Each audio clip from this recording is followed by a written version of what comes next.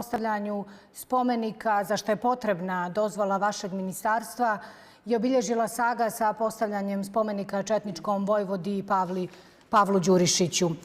Da li vi uopšte u ovom trenutku znate gdje se on nalazi i da li se interesujete za to? Naše inspektorke su bile po tragovima medijskih navoda u Konaku i u crkvi gdje nisu utvrdile postojanje ove statue i tako da u suštini što se nas tiče naša nadležnost se negdje time završila. Smatrate li ipak da su nadležna inspekcija za kulturna dobra i drugi nadležni organi mogli proaktivnije da djeluju u ovom slučaju kako bi se izbjeglo postavljanje spomenika, a sada i njegovo skrivanje? Mi svoj posao uradili apsolutno u skladu sa zakonom i u skladu sa pravilima inspekcijske službe. Ako se pojavi neka nova okolnost da je neko negdje ugledao u kulturnom dobru na javnom mjestu i tako dalje, naravno, eto, po saznanju ponovo bi izašle inspektorke da utvrde da li je to tako, a i da završe proceduru.